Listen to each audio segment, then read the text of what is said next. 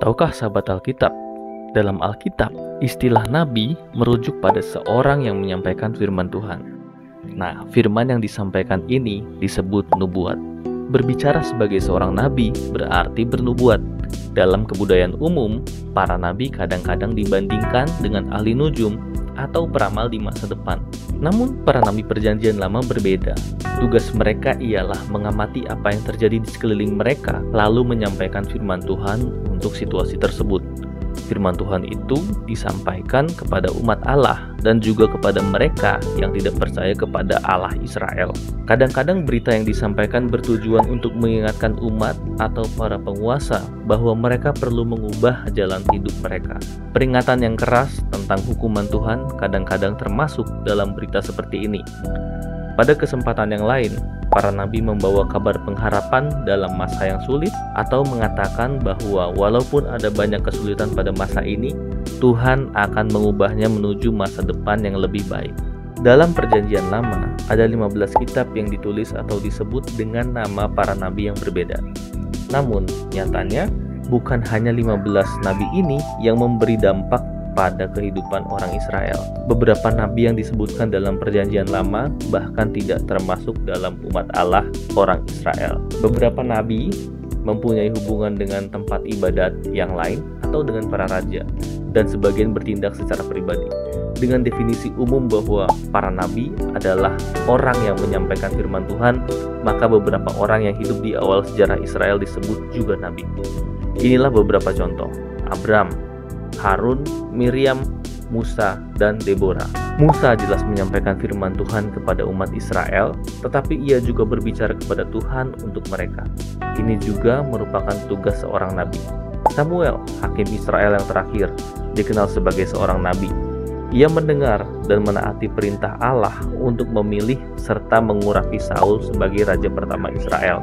Mereka seperti kehilangan kontrol berbicara dan beraksi dan tidak menyadari apa yang terjadi di sekeliling mereka.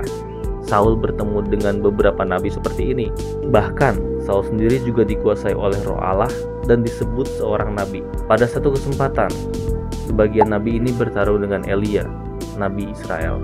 Pertarungan ini untuk membuktikan siapakah yang lebih hebat, Allah Israel atau Baal, dewa orang Kanaan. Para nabi Baal beraksi seperti dalam keadaan kerasukan. Ketika mereka berteriak kepada Baal, mereka mengalami kejang-kejang dan mulai menari di sekeliling mezbah. Mereka bahkan menggunakan pedang untuk melukai diri mereka sampai bercucuran darah. Elia juga melawan Raja Ahab dan istrinya, Izabel, yang mendorong rakyatnya untuk menyembah Baal, dewa orang Kanaan. Beberapa contoh lain nih dari perjanjian lama adalah Bileam dari Petor dalam cerita dekat sungai Efrat yang dibayar oleh Raja Moab untuk mengutuk orang Israel. Lalu ada Nabi Nathan. Ia membawa kabar baik kepada Tuhan yang isinya adalah bahwa keturunannya akan selalu memerintah Israel. Namun, Nathan juga menyampaikan firman kemarahan Tuhan sesudah Daud mengatur kematian Uria untuk dapat memiliki Betsheba, istri Uria. Karena perbuatan jahat ini, Nathan menyampaikan bahwa Daud akan memiliki anak-anak dan mereka akan mati. Jadi anak-anak lelaki dari Betsheba akan mati. Nabi lainnya adalah Nabi Mika. Ia memperingatkan Raja Ahab bahwa ia akan tewas dalam perang melawan tentara Syria. Sementara itu, Elisa, pelayan Elia yang kemudian menggantikan Elia, juga dapat disebut sebagai nabi. Ia menyembuhkan seorang bernama Naaman. Hulda, seorang nabi yang lain lagi, memberi nasihat kepada Raja Yosia ketika Yosia bertanya tentang apa yang harus dilakukannya dengan kitab Taurat yang ditemukannya dalam bait Allah. Nah, sahabat Alkitab, demikian pemaparan untuk hari ini. Kalau kita perhatikan, kita belum melihat beberapa orang penting dari era pembuangan dan era Persia seperti Daniel, Ezra, Hagai, Nehemia, dan beberapa orang lainnya.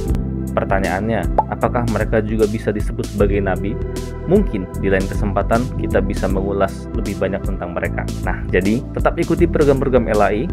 Jangan lupa like, share, dan subscribe untuk mendukung kanal ini. Salam Alkitab untuk semua.